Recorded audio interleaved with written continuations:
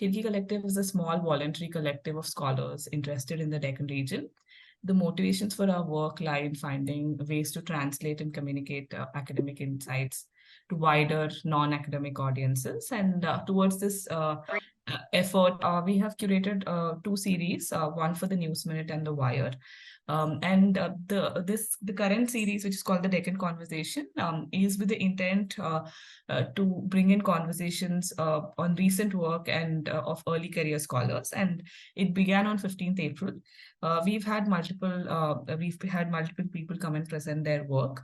We've had Dr. Himabindu speak on the network of Telugu public life. Pramod Mandade spoke about the politics of memorialization of integration of Hyderabad state. Namrata Kanchan spoke about Deccani language and literary networks. Dr. Shashi Kiran spoke about Telugu print cultures and modernity in Madras presidency. The previous talk was by Dr. Indua Jonalagada, who spoke about politics of property and planning in Hyderabad. This is the sixth talk in the series. We have Firdaus Soni today presenting about Malegaon Jatra. The title of the talk is Of Donkeys, Tamasha and Khandoba at the Malegaon Jatra, Thinking the Region Through Its Fairs. We are very thankful to Dr. Ramesh Berry for agreeing to be the discussant today. Dr. Ramesh is an associate professor of sociology at Indian Institute of Technology, Bombay, India, and the author of Being Brahmin and Being Modern, Being Brahmin, Being Modern, Exploring the Lives of Caste Today. His research focuses on structure of contemporary caste inequalities in the region of Karnataka and the unfolding forms of Hinduness.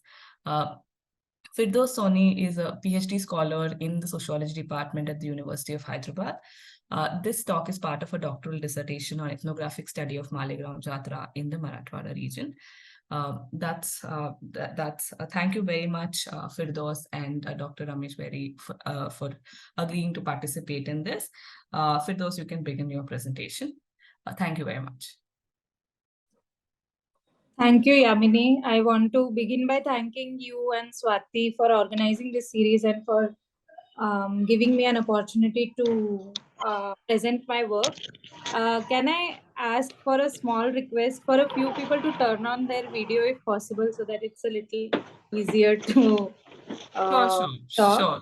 Yeah. Okay. Thank you. Okay. So I'll directly get into the presentation.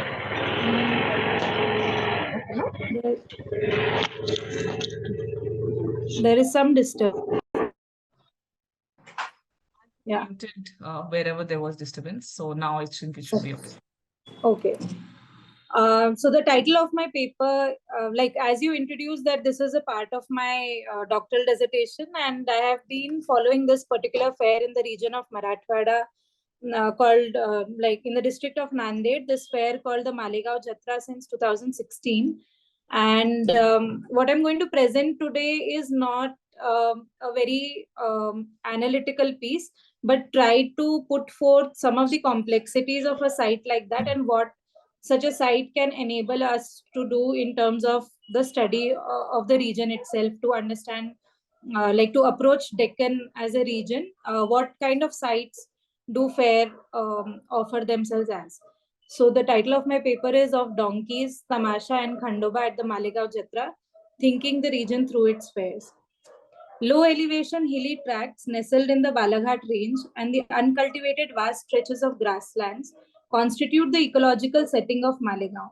These parts of the dry Deccan grasslands, more suited for pastoralism than agriculture, and consequently are more suitable for pastoralism than agriculture, and consequently we find Malegaon to be surrounded by several tandas. Even as many surrounding lands have been forcibly appropriated for agrarian cultivation, Malegaon remains a challenging terrain. From the elevated location of the Malegaon village, the view of the vast stretches of scrub fields described in local parlance as Mal Ran fills the site, and the undulating and rocky terrain over which the Jatra is held lends a texture to the landscape of the Jatra. The Marathi or Dakkani word Ran, loosely translated as land, acts as an ecological, topographical, and also social descriptor of various landscapes. It may be used to refer to a forested area or a farmland. When attached to the word Gai, it becomes Gai Ran, meaning grazing zones for cattle, but also interchangeably used to refer to village commons. In our Sorry, context, Firdaus, could yeah, you slow down a little bit? okay, Yes. okay. In our context, it's a suffix to the word mal, meaning hill or hillock, and refers to scrub fields, pasture lands, rocky, uncultivable parts. Malegaon meant a village on top of the hill, the traditional abode of the pastoral people. In this specific context of the Deccan region as a whole, scholars have brought to our attention the fact that region's ecological conditions marked certain critical subdivisions within it. The western part, which was well irrigated by many rivers, was largely agrarian, and other regions in the eastern part, which are particularly important with respect to our study, as constituted by present day Marathwada, parts of Telangana and Karnataka, were all inhabited by a thriving pastoral and nomadic economy, alongside, of course, the agrarian modes. At the horse and donkey market, one could see the work of G.D. Sontheimer and C.H. Childers in this particular context, where they speak about the pastoral economy of this part of this more arid region of Deccan. They have done extensive works with pastoral communities of Banjaras and Dhangars, which give us some indication of these themes. At the horse and donkey market in the Malegaon Jatra, one would often come across a repeated and emphasized dictum that an animal bought at the Jatra of Malegaon is a guarantee of its superior quality because of the rugged terrain, that is the Mal Ran, which because of the Mal Ran, which truly puts to test the endurance, sturdiness, and efficiency of the animal. The village of Malegaon is located at the center of the Jatra. The village of Malegaon is located at the center of the Jatra fairgrounds. The temple around which the Jatra is organized falls within the premises of the Malegaon village.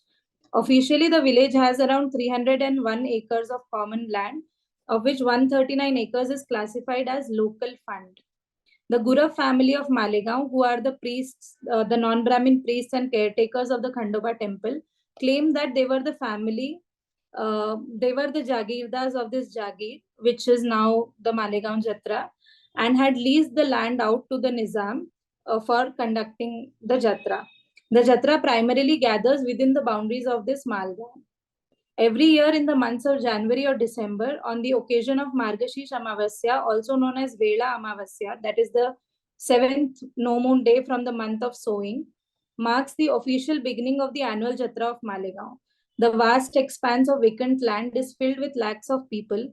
Among the people of Jatra, the fair is referred to as Bhatkanchi Jatra, that is the fair of the wandering people, Garibanchi Jatra, that is the fair of the poor, or even Hijrechi Jatra, the fair of the Hijras. In the dominant representations of the Jatra, it is celebrated as Ghodyachi Jatra, that is the fair of the horses, or Khandobachi Jatra, the fair of the prime deity of Malegaon, which is Khandoba.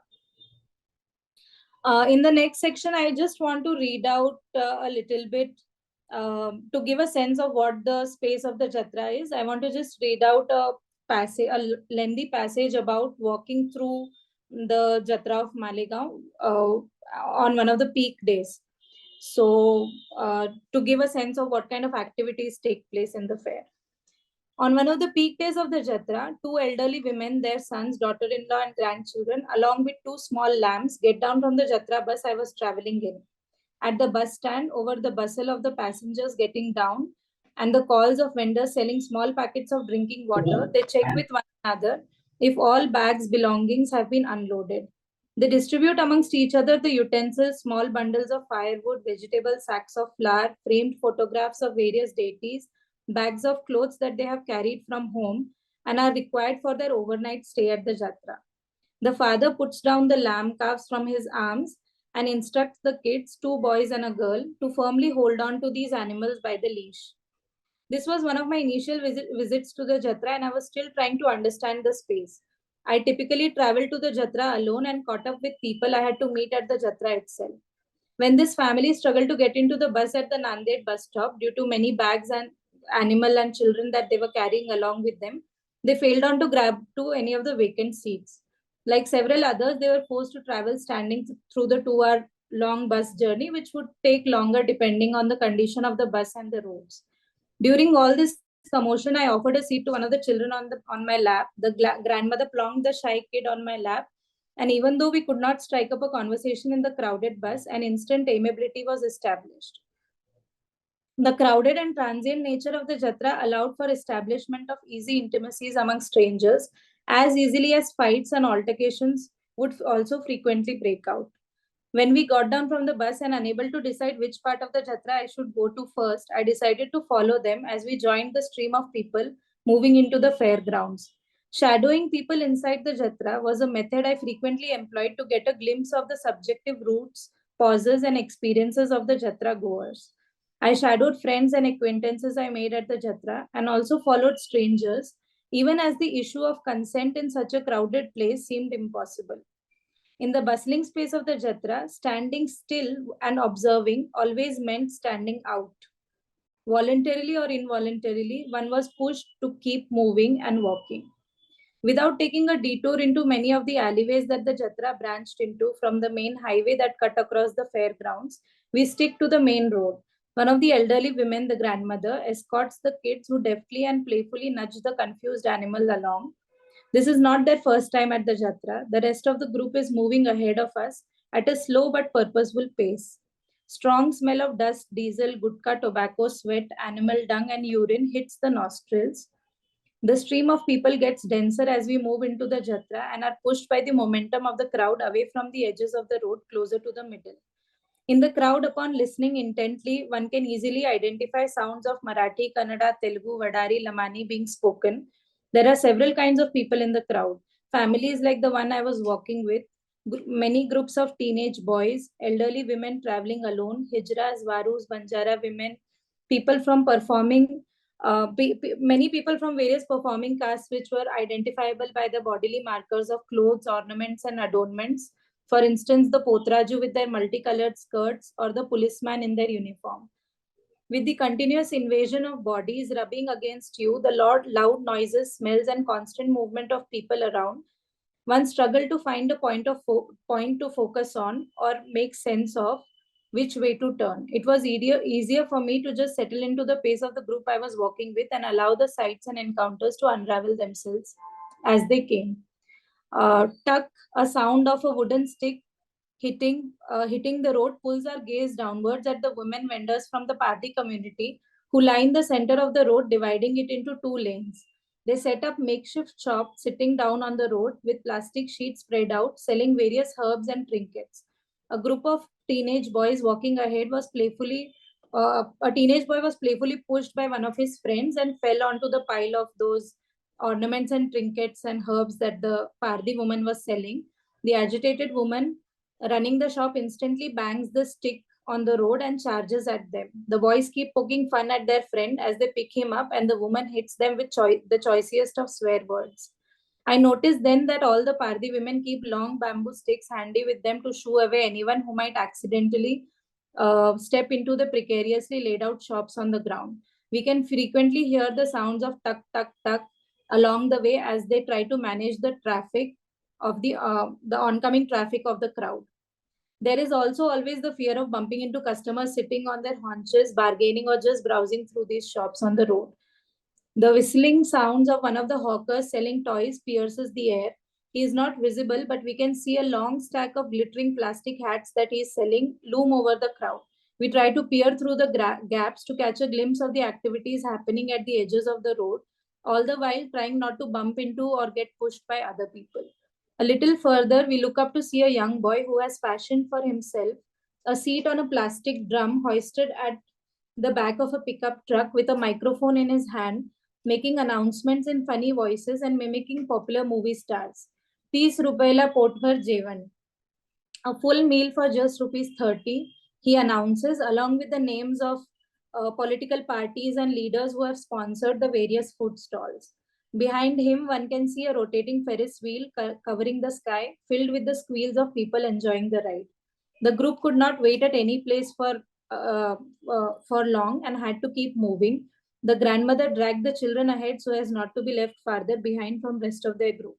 We moved through the sounds of diesel generators, calls of hawkers, various announcements over the speakers, a popular film song that was blaring from the speakers near the Tamasha tents and amusement area, becomes fainter as we move closer to the temple premises. When we passed the bamboo market, we could hear the sounds of the wood being chopped, the rhythmic sounds of the axe cutting into the wood. From the middle of the road, mostly it's the sounds that reach you, and uh, through which you can tell which part of the Jatra you are at. Now, at a distance, we see the arch of the entrance of the temple compound. Over the continuous murmur of the crowd and honking vehicles and loudspeakers, somebody from the crowd raises the call of Yelkot, Yelkot. The crowd responds with a resounding Jai Malhar. One of the men throws a handful of holy turmeric into the air and calls out Sadanandacha, and everybody in unison sound replies Yelkot, Yelkot.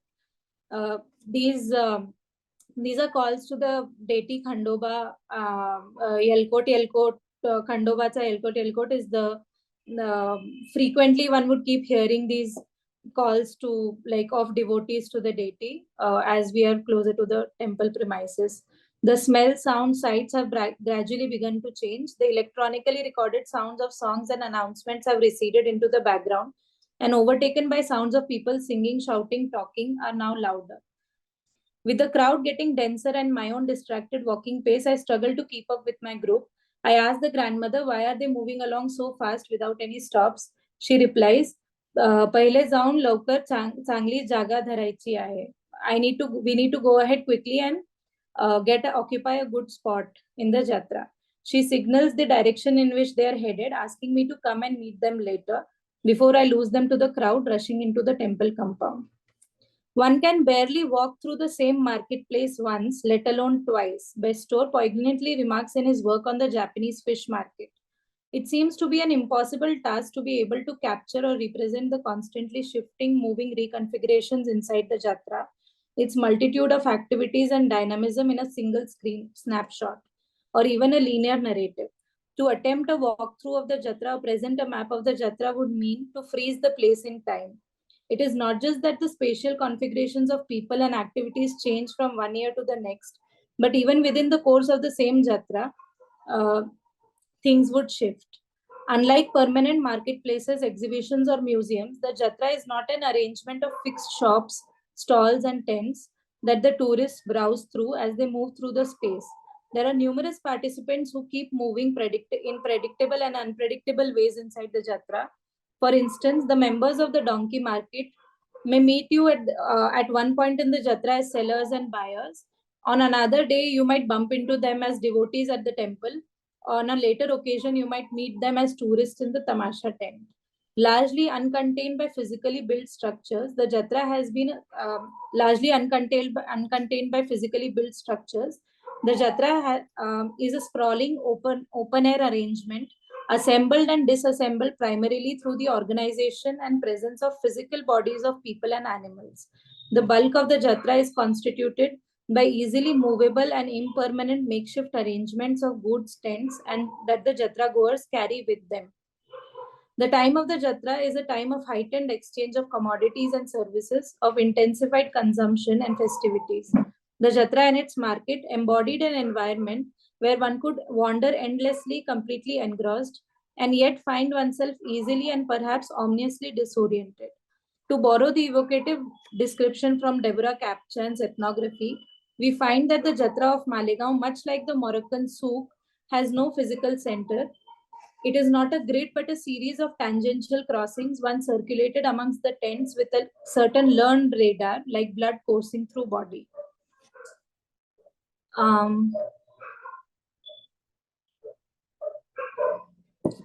With this very cursory glimpse of uh, what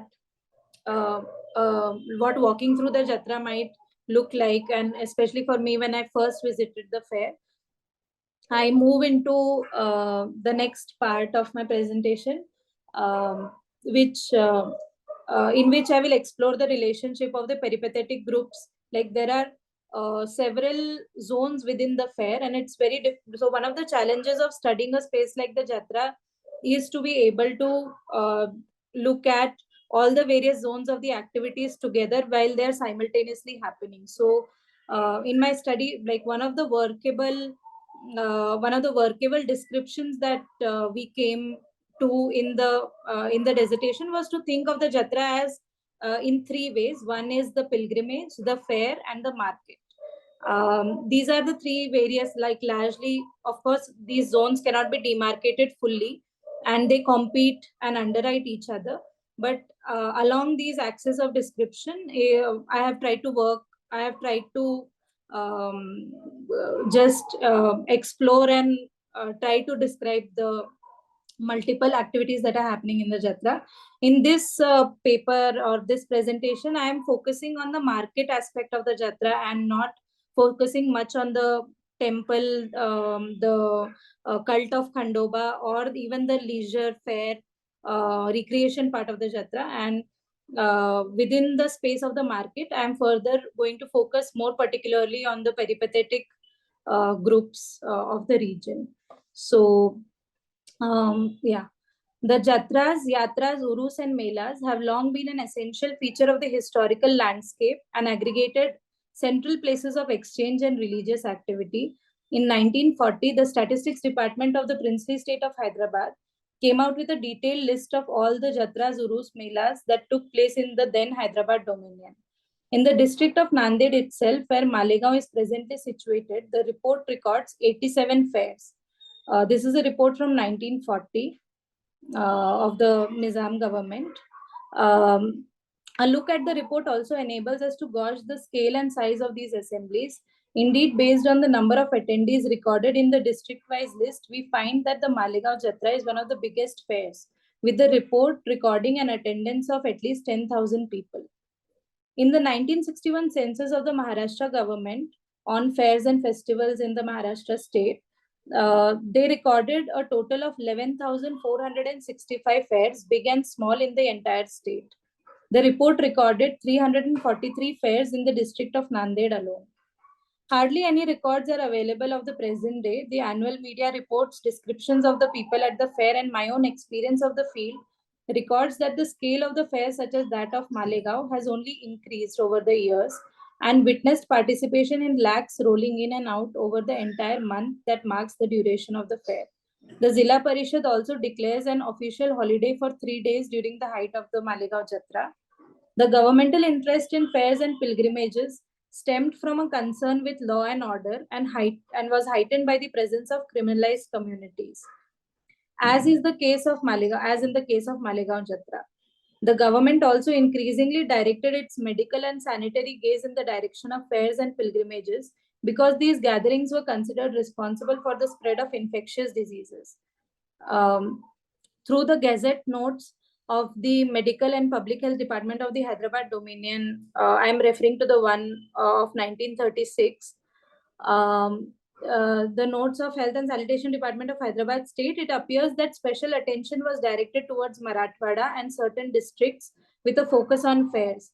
The surveys and awareness campaigns instituted focused on what they claimed as indigenous areas and rural market centers. Again, another report of medical and public, so the 1936 report, again highlights that various higher health officials were sent to the fairs of Patan and Malegaon to inspect these jatras as a concern for public health. Fairs were also singled out for scrutiny and control because they were very important venues of trading, especially livestock, a commodity targeted as a source of government revenues, and the cattle and horse needed for military purposes in 18th and 19th century. The colonial gazetteers of Bombay Presidency testify most of the colts were sold as yearlings, the majority finding their way to the yearly fair at Malegaon in the Nizam's territory. This is again a reference from the Bombay Gazetteer of 1885. These historical indications about the landscape of fairs, their sheer number and scale, leave no doubt that they played a significant role in society's religious, cultural, and economic organization. The centrality of nomadic pastoral peripatetic groups is further foregrounded by their deities such as Khandoba, Yellamma, Jyotiba, Biroba, Maskova, Yedai, or peers who populated these sites of these numerous fairs. Furthermore, these assemblies do not occur in isolation to one another, but form webs of dynamic networks. Many of these assemblies and their networks have a historical continuity, and their contemporary dynamism also illustrates that They continue to innovate their vitality with changing times, with both changes in their nature as well as occurrence. Amongst the hundreds of jatras that occur in the region, Malegaon is set apart not just by its supra-local nature, but primarily because of the market that assembles there. The salience of the market that lends Malegaon its distinguishing characteristics is also noted in the government records. For instance, the 1961 report on fairs and festivals of the Maharashtra state observes that the fair is more known for its commercial transactions than for its religious activity. Horses, camels, mules, and bullocks are sold at the fair, and therefore it is worth visiting the fair to witness the trade in horses and mules, etc. It is estimated that sales to the tune of about rupees 10 lakhs takes place during the period. Further, the report adds, a variety of breeds of horses are seen at the Malegaon Fair of Nanded district, which is famous as Ghodyachi Yatra, rather than Khandoba Fair. These fairs are visited by villagers in order to make purchases of household goods for the entire year. In these fairs, items such as salt, chilies, oil, clothing, spice, etc. are bought and sold in large quantities. It is well established that sacred centers and pilgrimage places and temple towns are not just places of worship but are embroiled in complex economic processes. These sites are also always accompanied by a variety of commercial activities that develop and evolve over time as a result of heavy and continuous traffic of people at one place. Temple economies or temple-based economies, understood elsewhere as sacred infrastructures, are zones of activities where economic and divine considerations overlap and intermingle in an organized, logistical, and coordinated ways. In these infrastructures, the practices of religion take place and are facilitated. People's practices serve both divine as well as pragmatic ends. Markets associated with sacred places are then understood largely as outcomes of religious operations. Anthropologists Victor and Edith Turner, in their seminal work on discuss this relationship between religious places and fairs and speak of the emergence of a magnetic effect that pilgrimage centers wield that foster the construction of sacred and secular edifices to serve the needs of the human streams passing through it. Drawing from this, Anand Yang abstracts the idea to understand a similar mela in Bihar called the Sonpur Mela. The Mela of Sonpur finds many similarities with the Jatra of Malegaon. Like Malegaon, Sonpur is a historical supra-local fair and hosts a huge annual animal market. In his historical study of the Sonpur Mela, Yang recalls the observations made by Turner that pilgrimage centers generate a socio-economic field, which in turn play an important role in the growth of cities, marketing systems, roads, and so on. No doubt the emergence of Sonpur as a pilgrimage, he elaborates, and I quote, no doubt that the emergence of Sonpur as a pilgrimage center led to the establishment of the Mela.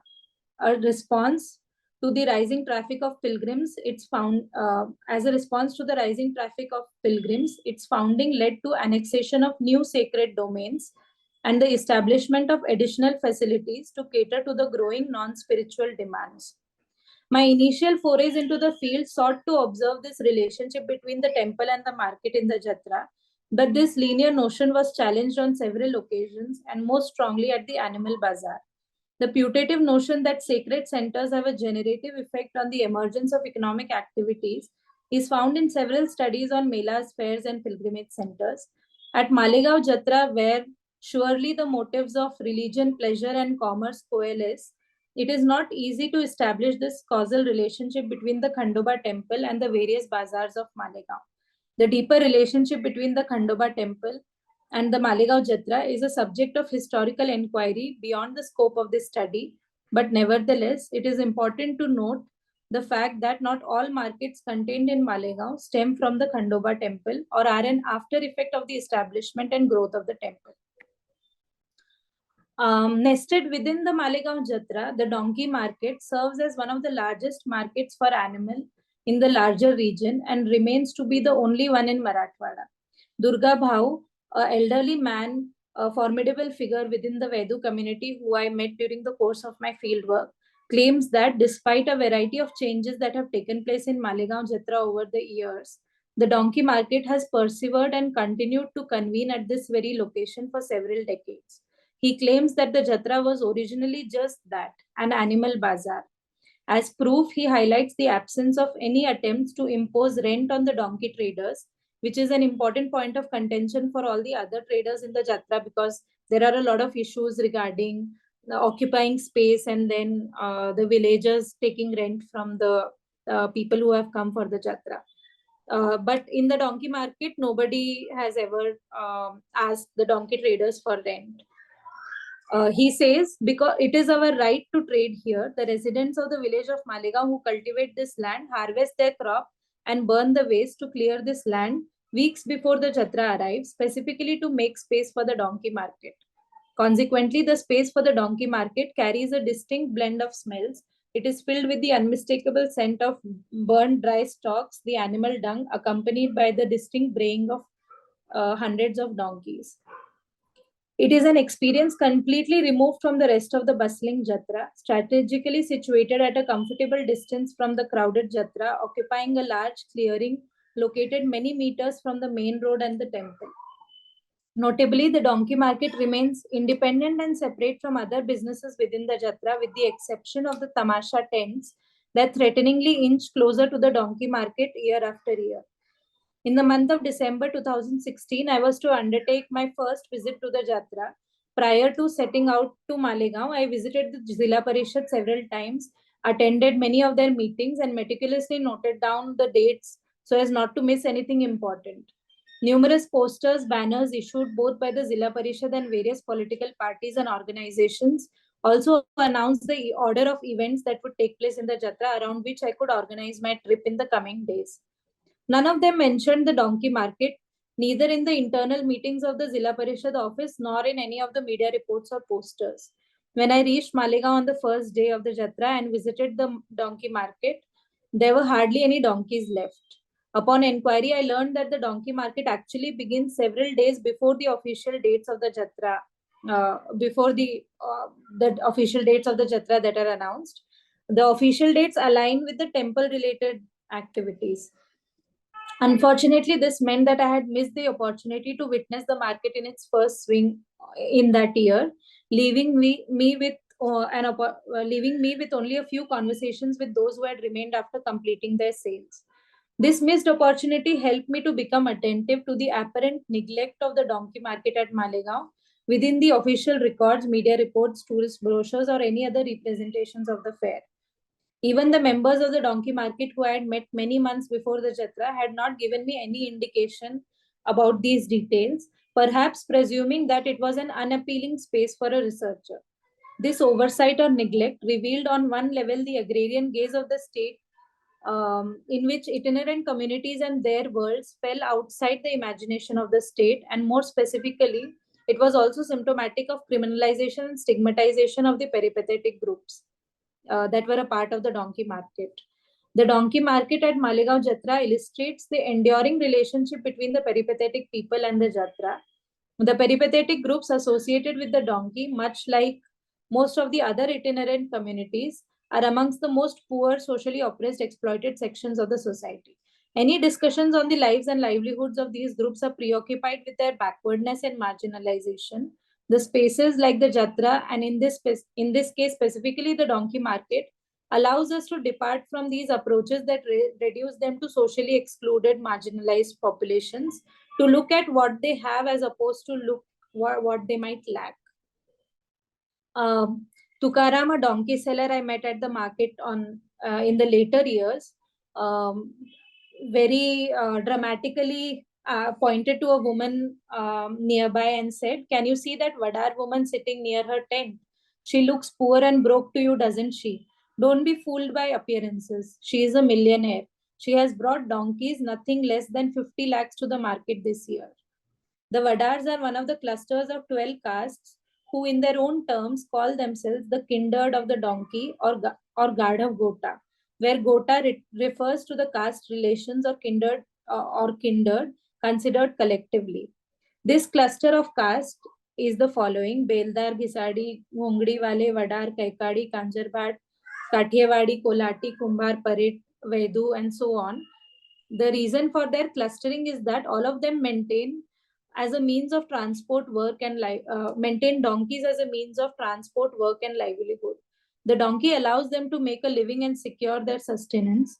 They form, therefore, a collective of castes or a jati samu, conscious of sharing on this account a common characteristic, namely a similar rapport with the donkey.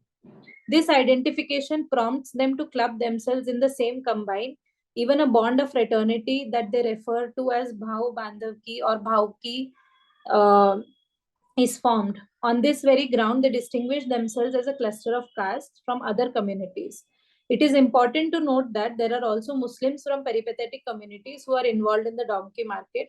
I met Murad Fauji, an elderly man who said that he has also from the Madari community who also does magic shows and card tricks along with trading donkeys. He lives in Aurangabad now and is an active activist in one of the denotified and nomadic communities association in the city. Through him, I was introduced to other Muslim donkey traders from Saurashtra who had been coming to the Jatra of Malegaon and Madi with hundreds of donkeys of the Kathiawadi breed. They all spoke of Khandoba as a deity to be revered, though they themselves do not have any ritual practices associated with the temple or the deity. For the communities associated with the donkey, Malegaon Jatra constitutes a part of two circuits of circulations.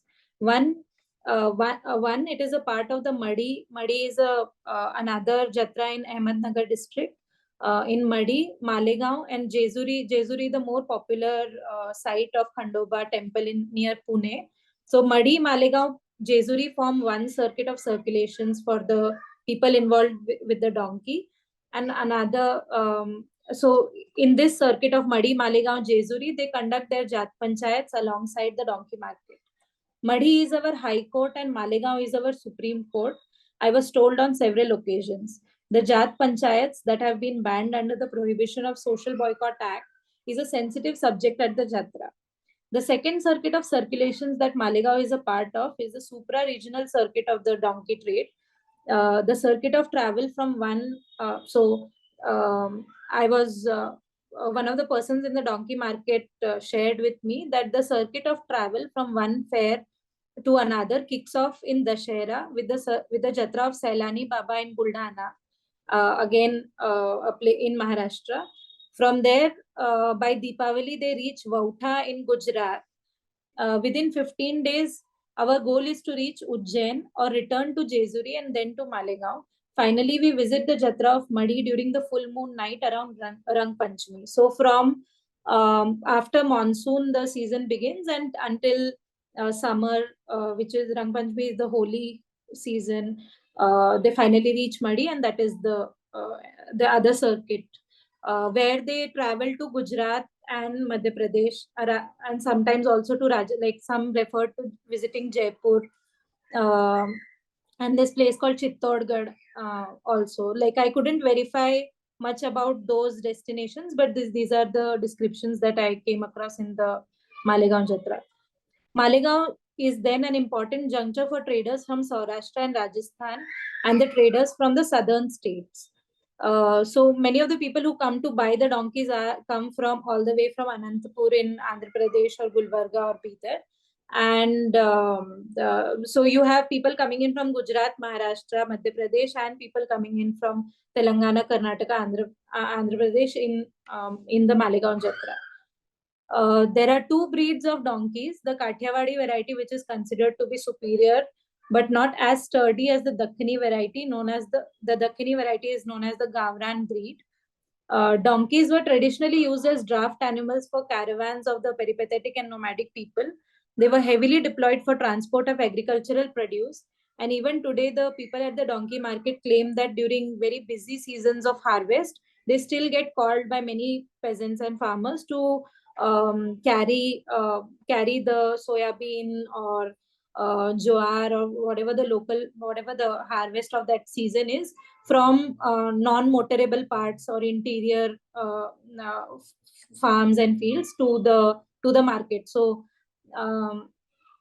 as during the rest of the year, apart from the harvest season, the donkeys are employed in brick kilns on a large scale, in stone quarries, and in riverbeds for sand mining.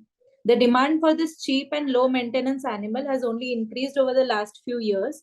is what the members of the donkey market informed me. I witnessed intense bargaining sessions at the market between the traders and sellers from various regions, who are all aware of the codes of the market even as they may not speak the same language. In the last 8 years or so, there are some important changes that one can witness at the donkey market, as the dependence on traditional forms of knowledge about routes, walking over large distances, contacts with the traders in other regions has reduced with the coming of roads, advanced forms of communication.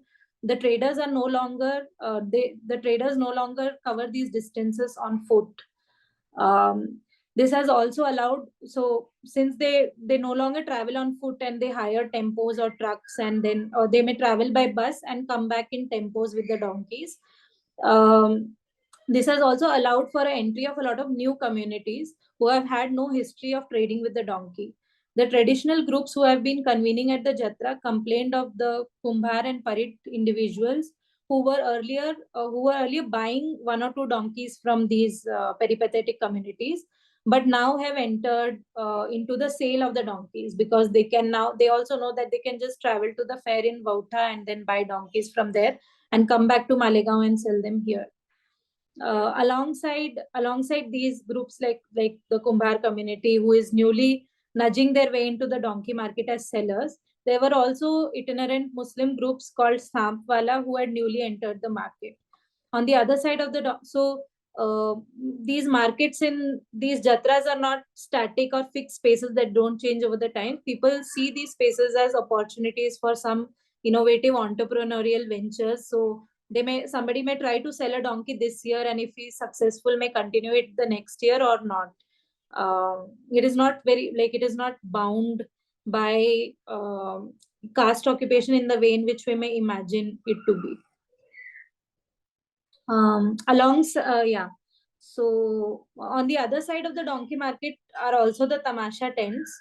The Tamasha, which is the folk theatre of the region, which showcased Lavani dance performances primarily and was one of the major attractions of the Jatra.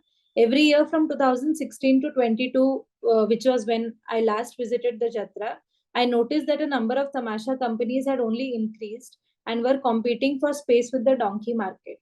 In 2018, a new Tamasha company based out of the same district dared to arrive days before the donkey market could reach and set up their tent right in the middle of the donkey market. Throughout the duration of the donkey market, the members complained of severe sense of exhaustion and harassment due to the loud music and increased traffic of revelers in the area. The Tamasha company had paid a rent of 70,000 rupees per day, as per the rumors in the donkey market. Frequent fights broke out between the women of the Tamasha company and the traders of the donkey market. There was no question of moving the Tamasha tent after it had been set up. In an exasperated and defeated voice, Bandawa, the donkey trader from Solapur who had been displaced by this Tamasha tent, told me, "How much can we fight with them anyway? Haven't they also come here to fill their stomach? You know, the thing about the Malegaon Jatra is it is the bank of the poor." So finally, I will try to wrap up this presentation towards some kind of a conclusion. The scholars of nomadism in South Asia note that the peripatetic strategy consists basically of combining partial mobility and non-subsistent commercialism at the economic level with endogamy at the social level. The Jatra is a site of both of these things, where it is an important site of economic endeavors that sustain these communities, alongside the occurrence of intra and inter-community activities such as the Jat Panchayats. In the years before banning of the Panchayat, the donkey market was also a thriving site of wrestling competitions exclusively between peripatetic groups from various districts.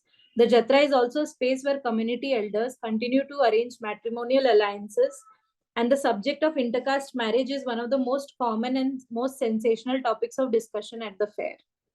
As the Malegaon Fair presents itself as a rich archive of life of the region and its people, it also serves as a space of economic buffer against the harsh realities of changing political economy.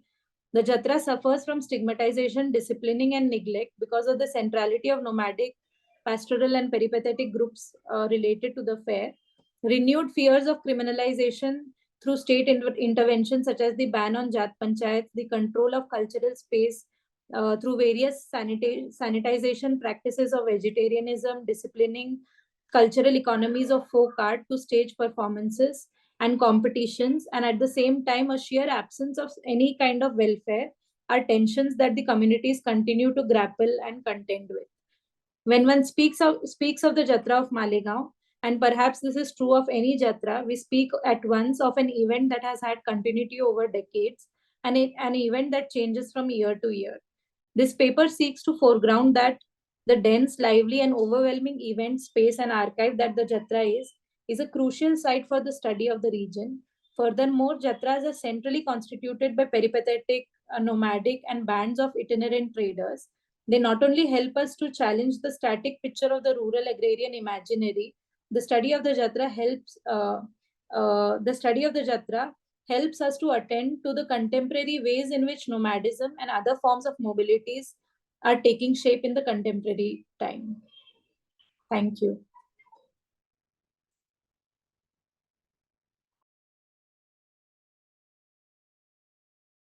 Thank you very much, Firdaus. That was a wonderful presentation. We're looking forward to the discussion.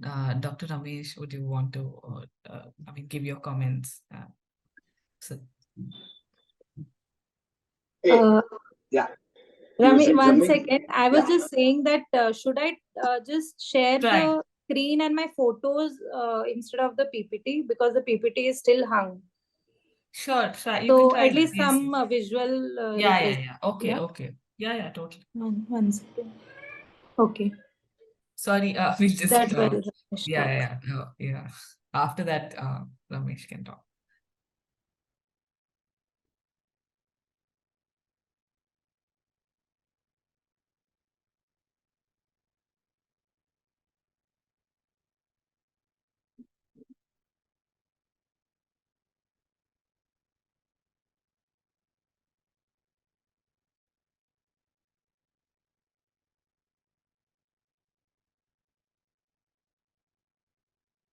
Yeah, can you also tell us about this and whatever you're showing, just brief descriptions?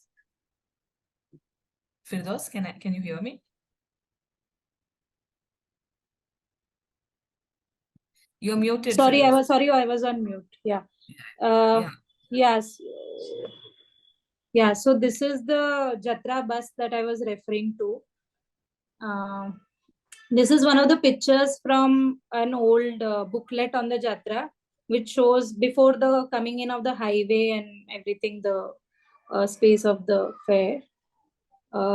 This is again a picture of the Jat Panchayat. So the Jat Panchayats are banned while they still happen in secret and in corners of the fair. Of course, the access to outsiders is completely out of question. So this is a photo from that booklet on the Jatra of the Jat Panchayat. This is the photo. So a lot of the kanduri, which is the animal sacrifice that happens as a part of the religious ritual in the Jatra. This is a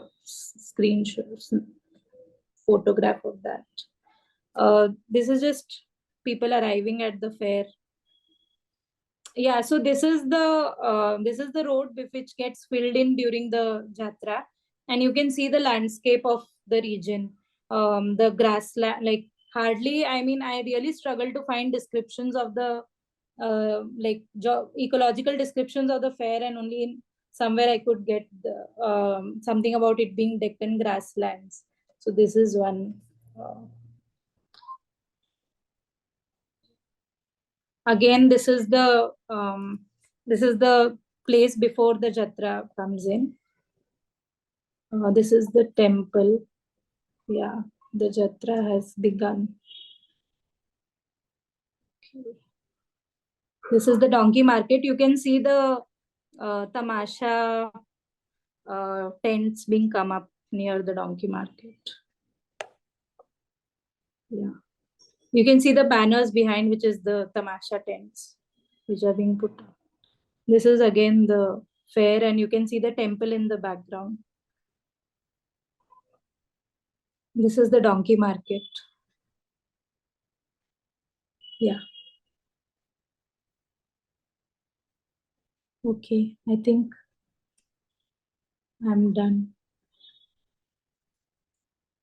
Ramesh, you can speak, yes.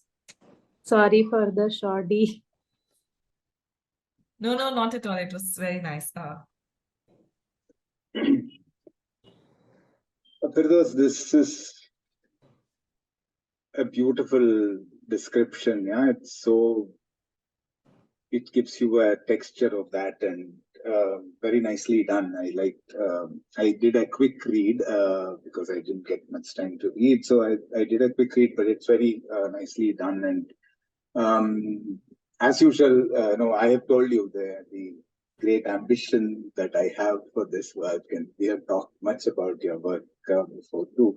Let me start with an admission that for the group here, crowd here, that I know nothing about the region and nothing about the scholarship, and it's just that Firdaus wanted, I think, a reassuring person around, and maybe that's the reason that I'm here.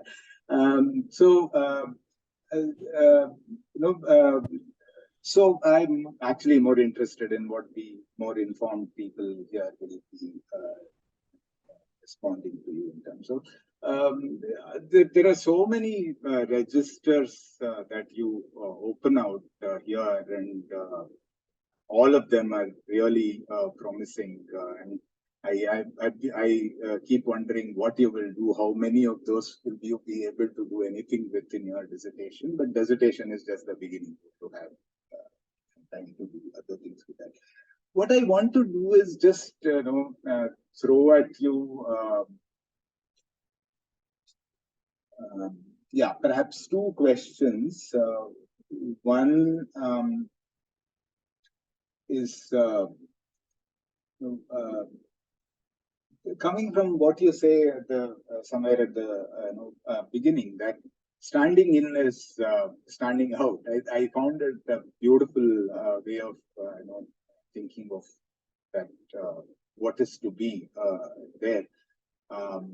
So at one level, this insistent mobility, almost against your will, that bodies have to be in motion, kind of a thing.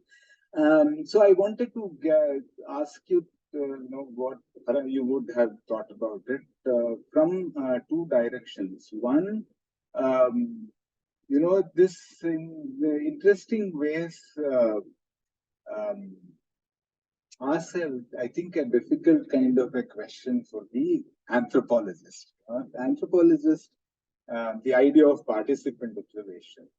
It requires a certain staticness, certain settledness that you are there. And also that the locales that the anthropologists chose were these settled kind of communities, whatever, neighborhoods and things like that. So,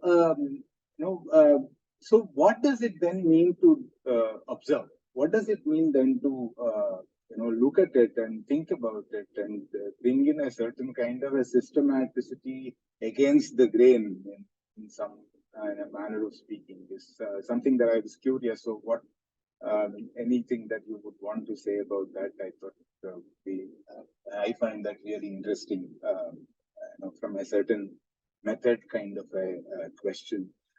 Related to that is also coming from another kind of a direction about the world that you are encountering there.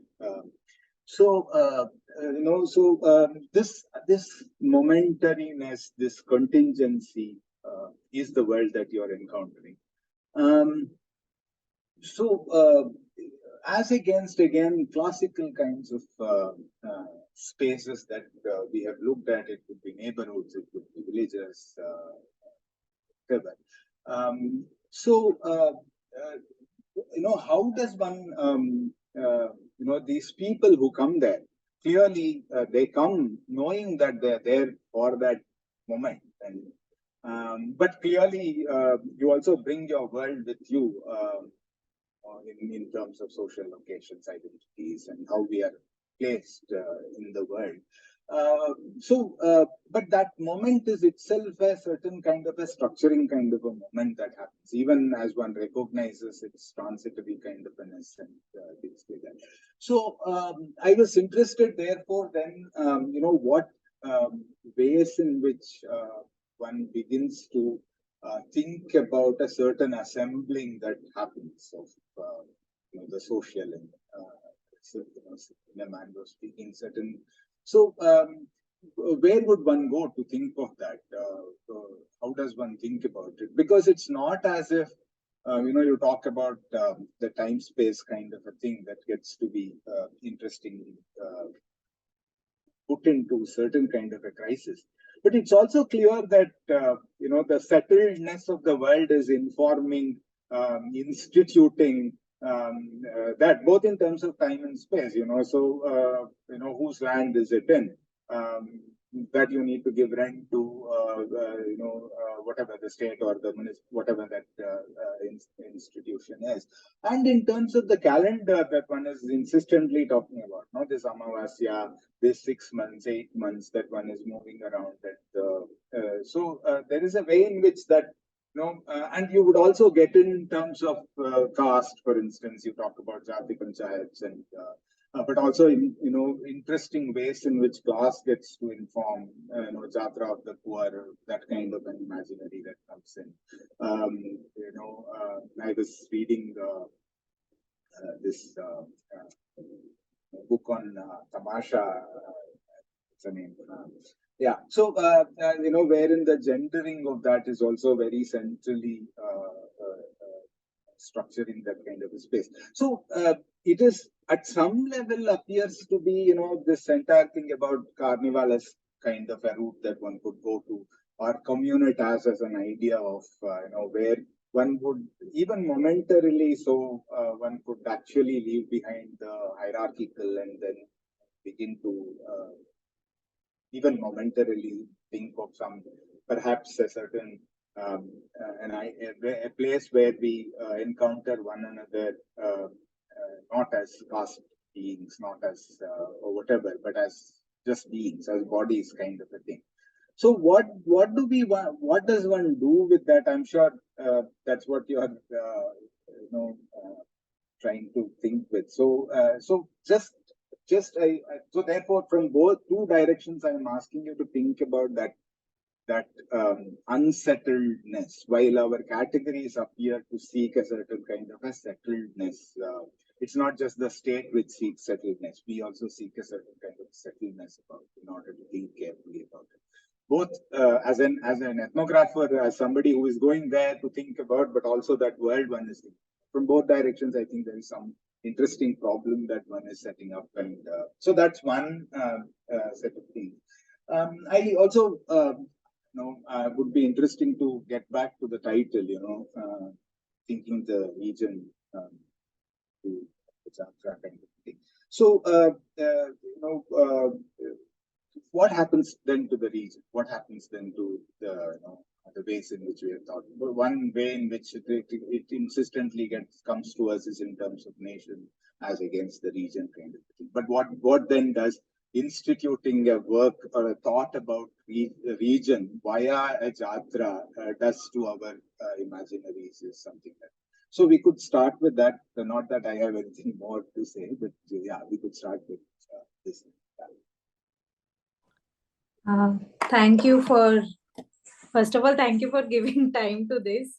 I would like to just briefly talk about how I got into the business of the Jatra in the first place.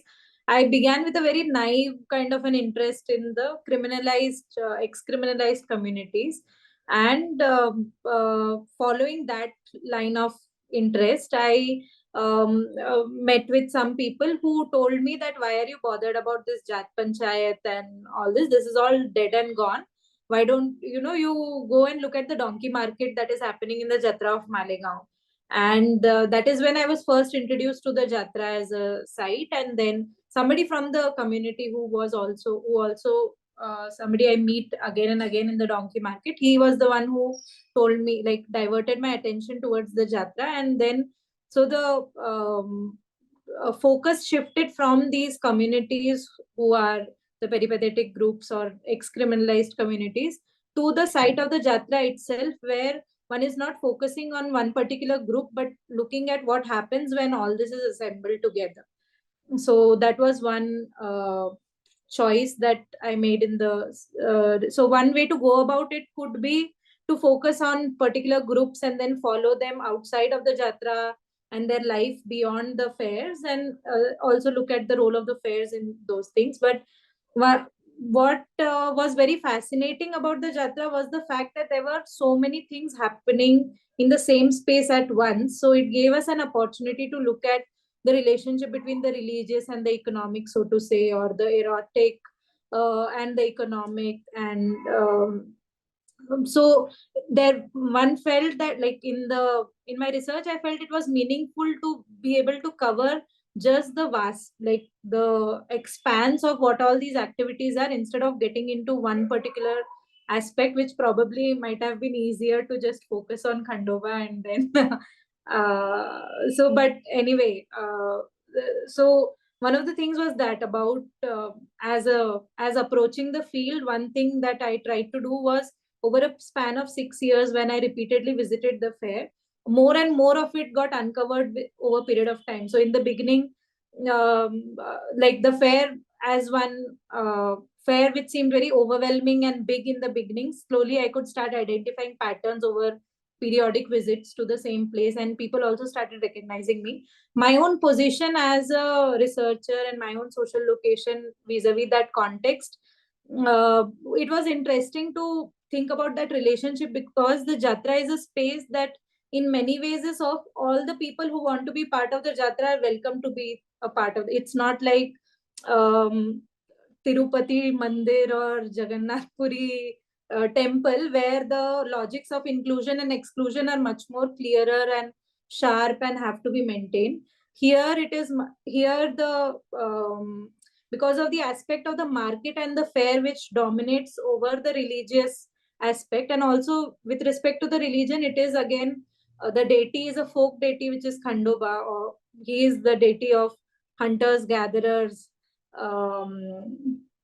peasants and traders and thieves and whatnot. So in Khandoba as a deity himself is very interesting, because what all like across caste subscriptions people are part of that cult. So that grants some kind of an openness to the Jatra, and so anybody who is part of the fair is not looked at with suspicion. There is an explanation for why somebody would be there. There is no need to explain yourself. Of course, if I'm roaming around with a notebook or a camera, I am clearly visible in that field. And the line that you mentioned was that if I stood still and I'm just looking at what is going on in a shop or in front of me, people would start noticing me. But if I keep moving along, I would get lost in the crowd. So it was very challenging to observation as a method itself is very, like, I developed the skill of observation, so to say, over a period of time. It was not easy in the beginning at all, and it was so difficult to figure out what to focus on, and because you're also not following those people later on, so that was I don't know if that fully answers your question, but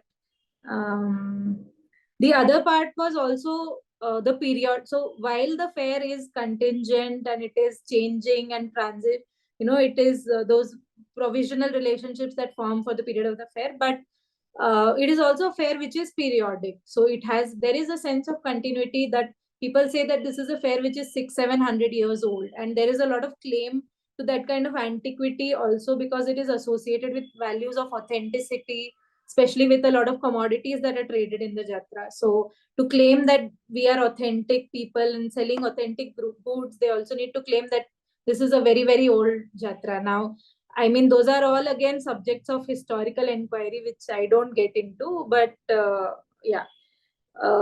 So the persistence, like in the thing about what you were talking about, change and but what is it that also persists and is settled? One of the things is about the periodicity of it. So if somebody doesn't come to the Jatra the next year, there is some surety that some family member, or maybe after 2-3 years, you will see that person again.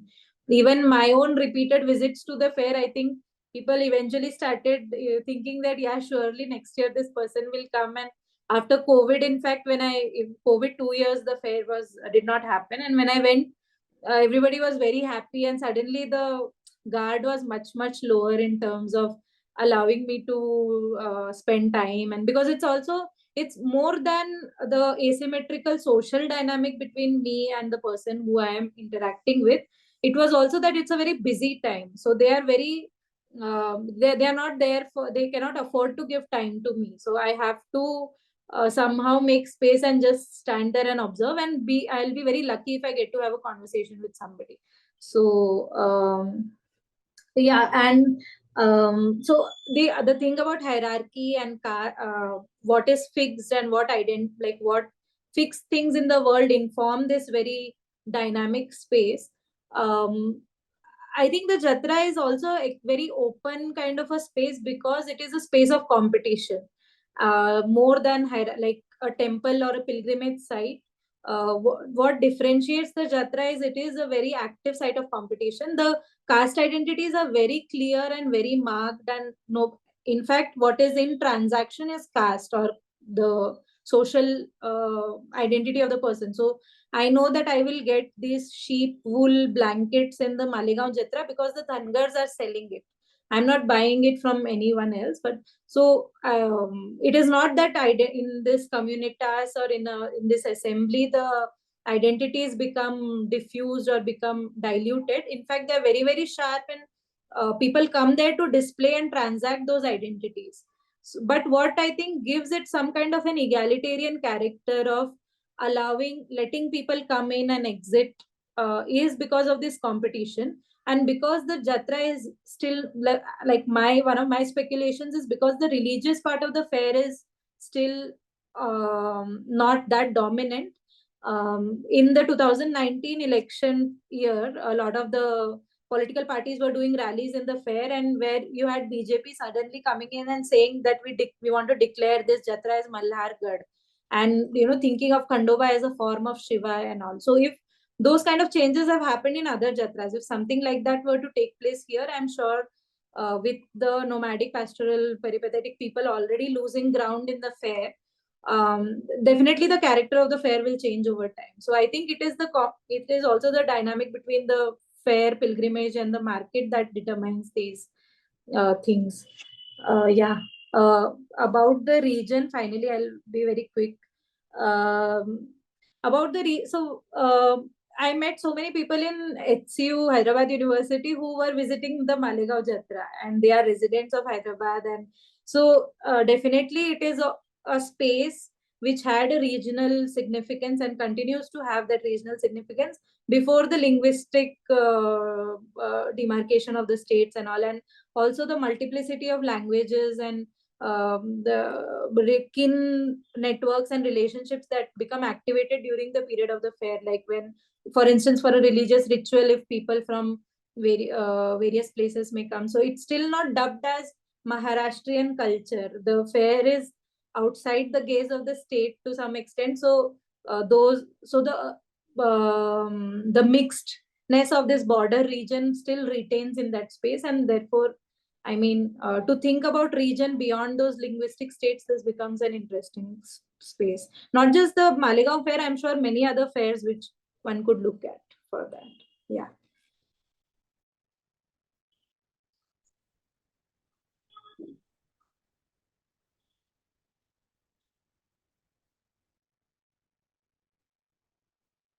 Yeah, I mean, if you have anything to add? Yeah. I think Savita has a hand up. Yeah. No, I was just asking if Ramesh has anything to add. Oh. No, there are many things to talk, but I'll stop here. Yeah. Okay. Thanks. Thank you so much. Savita, you can go ahead and ask the question.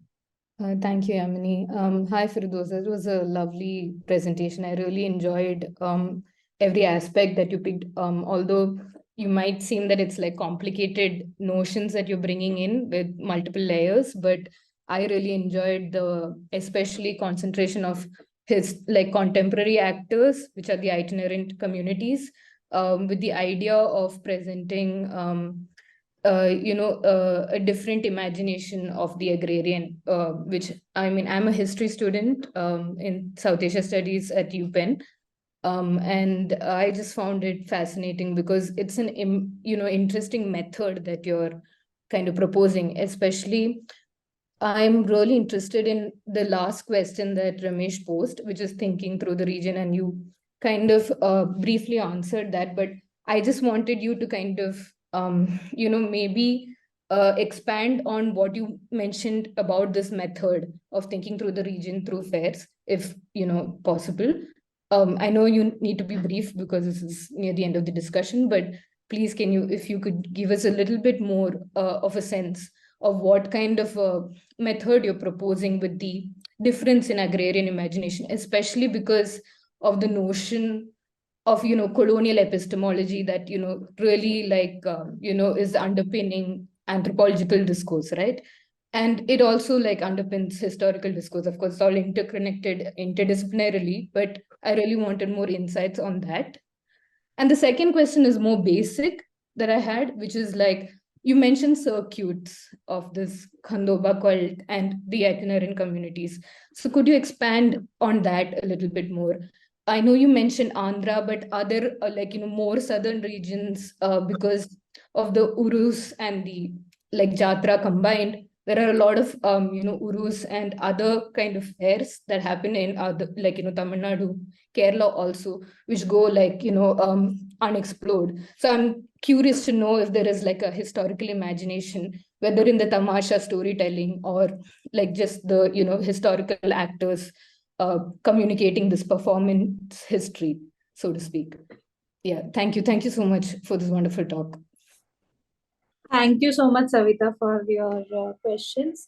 Thank you for reminding me of, while answering Ramesh, I completely slipped my mind that briefly I touch upon it during the presentation, that how Niladri Bhattacharya more recently has in his book called The Agrarian Conquest, who speaks a little bit about this complete oversight of the pastoral aspect of looking at space, at places and regions, and he speaks in the context of Punjab, which is also very relevant for Deccan, because this was the arid agroclimatic zone that this falls under. Pastoralism and nomadism was very, very central to these spaces, and like I mentioned, that the work of Sontheimers or Childers and are the only references that I could find. So I also feel that very little attention, especially historically, is there to especially if one were to know more about the lives of the people and what kind of the social cultural history of that space. So I encountered a blind spot except for these two works, and I'm also unsure about what kind of sources one could go to recover these narratives, because again, these are oral registers and not necessarily documented thoroughly. So, but of course, even today, the region continues to depend a lot on the animal economy. And at least my, because I'm situated in the Marathwada region, and the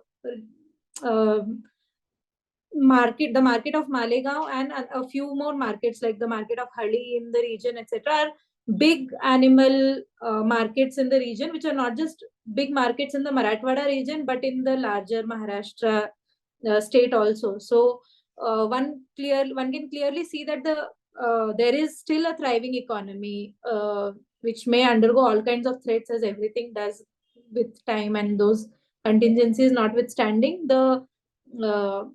So even to study the contemporary ways in which pastoralism or dependence on animals or mobility or itinerancies are practiced, Jatra has become an interesting site, because these are also groups of people that move across space, and they are not, it's not Maharashtra, Karnataka, Telangana for them.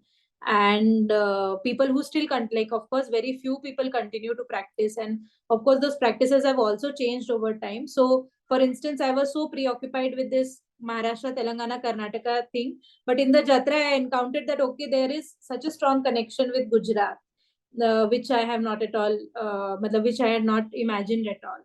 So also the Vadar community also claims in the origin story that any group tells about itself, they also claim connections with Odisha. When I met people, there's a man who was trying to sell donkey milk as this very, there is an entire thing going on about donkey milk being very nutritious, etc. And people are in the market are trying to make that happen with some NGOs also coming in. He travels with a donkey all the way from Vijayawada to Vizag to Odisha, Malkangiri, and he was giving these elaborate descriptions about what Malkangiri is like, etc. So the way people move across spaces is something that the one gets to see in the fair. And the fact that everything comes together in that space. What was the other thing that you had mentioned? Sorry. Yeah, just about their circuits, if Yeah. it works So, south. So there are multiple circuits that may operate. One like now when I said about this man trying to move around. So with other so one is of course the circuit of the Khandoba cult itself, and Malegaon is part of one of the 12 Jagrut sthans. Like again, these are new terminologies that have come into place. And then there will be a circuit of economic networks, which is again like deeply varied. So with respect to other religious activities like the Urs or other deities, I have not explored those networks yet, but definitely I am sure with any this kind of an assembly which is periodic, it is connected to larger web of circulations. It is not independent of anything else. Yeah. Also, a lot of people may come to know of new jatras in another. So people distribute pamphlets about fairs. So there is a lot of competition to make the fair in their village bigger, so that it attracts more and more economic activity. So so circuits also like update and change over time. Yeah, but one of Depending your on which aspect one is focusing on, whether you are looking at the economic networks or the religious networks. Yeah. And yeah, then the but tamasha itself travels to all kinds of places, irrespective of the religious aspect or the market. So for them, it is the audience which is important, and it is the scale of the fair which is important. And the tamasha companies may travel uh, across various jatras and melas. Yeah.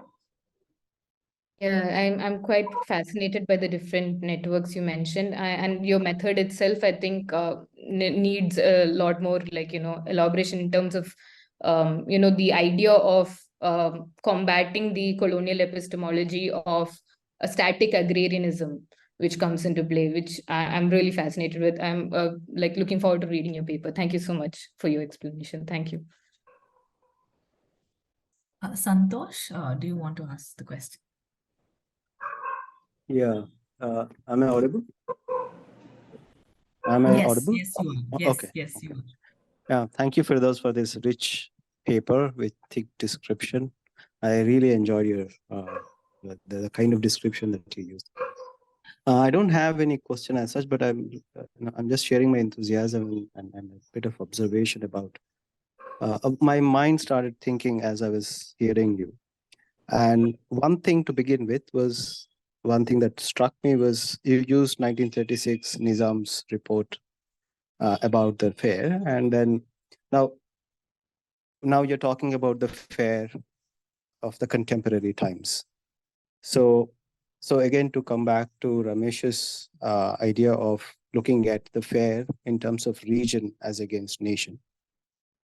Now, for me here, the region itself is a fluid entity, because let's say before 48 Malegaon and after 48 Malegaon and after 56 Malegaon and before 56 Malegaon. What happens if we think through in these terms, where the region itself is fluid and your object of study, the very fair itself, is extremely fluid, because there are multiple networks and you have multiple regions within that small, like it may not be small space, but within that particular fair, you have multiple networks, right? People coming from different places, where so Malegaon over there, the fair itself offers a very complex sort of complex situation to think about region itself. You can't talk about, let's say, Marathwada or Maharashtra when you talk about fair, because you have people coming from different places, right? How do we think about this particular situation, a complex moment, and it's a transient moment, right? People don't stay the way they stay in fair in their homes or outside the fair. So fair offers a particular kind of a potential or a particular possibility to conduct yourself in a particular way. And you can also talk about identities and all that. But so it, what I'm trying to say is it's a complex entity to think and fix it to a particular framework. So where the framework also needs to be fluid, I think. It has to be a shifting framework.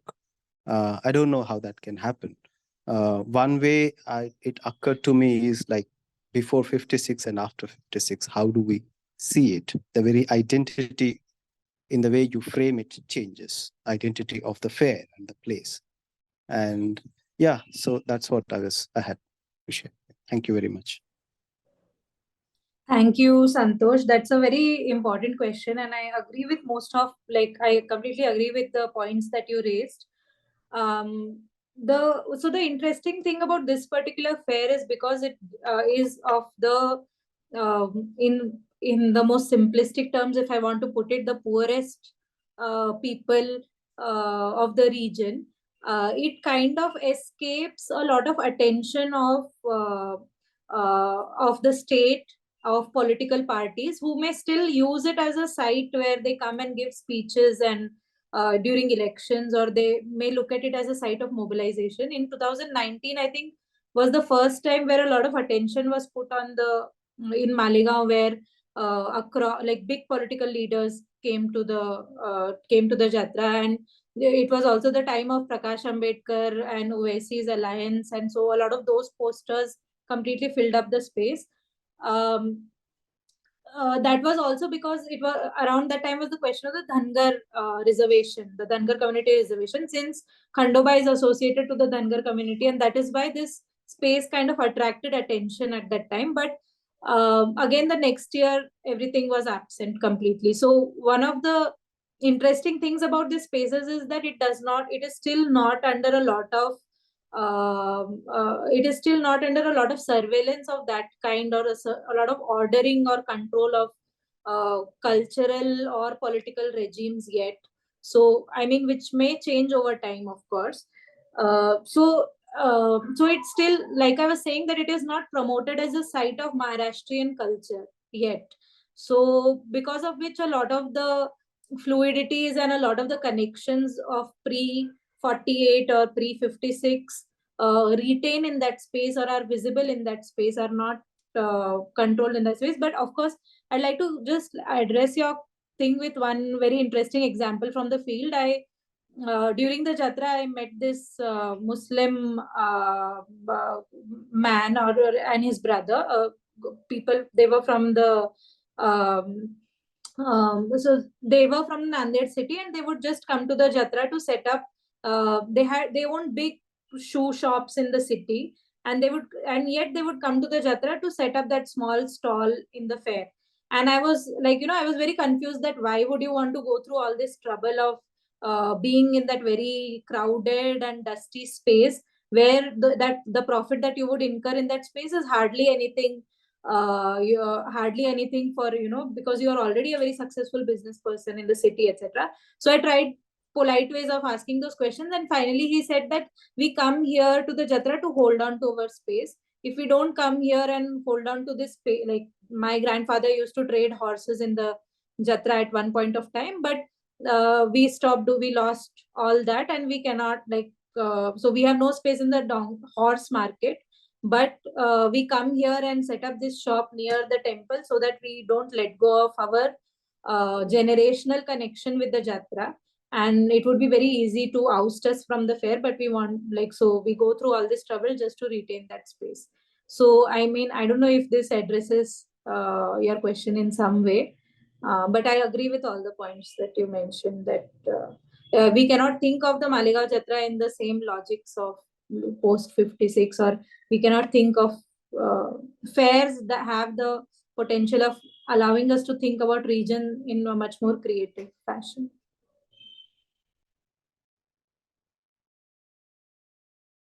Any others? Any questions?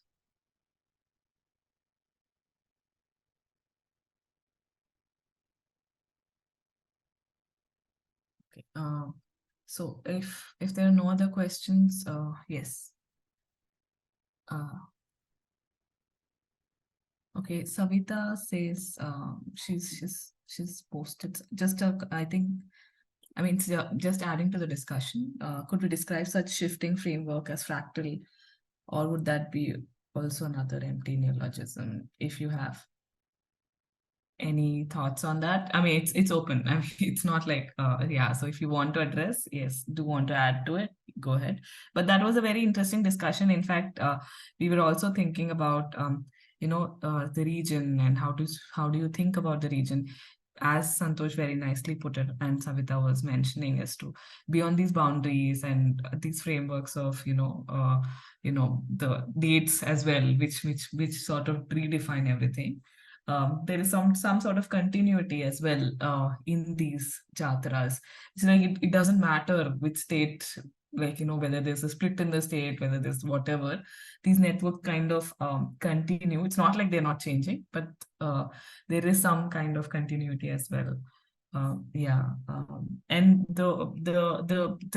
in fact, the interspersing with the political, which you made with the last comment, was very, very interesting in terms of political alliances and how the Jatra sort of navigates that. Is also very interesting. Any others want to add anything, or if not, we can end the. Yeah, okay. Shraddha says, it was wonderful to listen to your account. Looking forward to reading more. I want to know the gender dimensions. The Vadar millionaire women you mentioned, second, leaves me with wanting to hear more. Do you want to say more about that? Thank you, Shraddha. So, yeah, I mean, hi. So one donkey is what, 10 to 15,000 rupees in the market. And if somebody comes with 100 donkeys, they are a millionaire. And people do come there with, 50 to 70 to 100 donkeys. Of course, but even though the person in the market said that the donkey market, the demand for donkeys is increasing, the livestock census says that the donkey population in India has reduced by 60%. So, I mean, these are again a different subject, but uh, uh, these occupations are practiced by families. So, women, men, children, everybody comes together in the Jatra to do the trading. The men definitely dominate the trade itself. The women are there to look after the campsite, to cook, look after the children, and to also manage the donkeys. And there's a lot of work to be done with feeding the donkey, grazing, etc. So that it is a very the gender division is very clearly obvious. So this woman, the millionaire woman, she tells me that how her husband doesn't even have time to sit for 2 minutes during the jatra. He's so busy meeting everyone. So the men are also involved with meeting other members of their community, etc. Whereas the women take care of the campsite. The new people who are entering the jatra, like the Kumbhar community or the Muslims that I mentioned, in that case, the women are absent. Like women from their communities are fully absent, and it's only the men that who are, of course, hiring a tempo and taking it to various fairs, etc. Yeah, that's the gender part of it. Thank you. उधर cast panchayat होती थी फिरदौस। हाँ, बाद में corona के period में वो बंद हुई। राइट। और बाकी लोगों ने भी उसके ऊपर काम किया, और कास्ट पंचायत अभी महाराष्ट्र में कम हुई। और उस जत्रा में वो कास्ट पंचायत भरती थी। हाँ, मैं पुणे यूनिवर्सिटी की women's. Thank you Kamle sir. हाँ, मुझे समझ में थैंक्स। कास्ट पंचायत 2000 वो मेरे गांव के नजदीक का गांव है, बंद हो गई थी। हाँ, 2014 से कास्ट पंचायत वहां पे ऑफिशियली बंद हो गई थी, कोरोना के पहले, काफी पहले। सोशल बॉयकॉट के खिलाफ जो लॉ आया उसके तहत।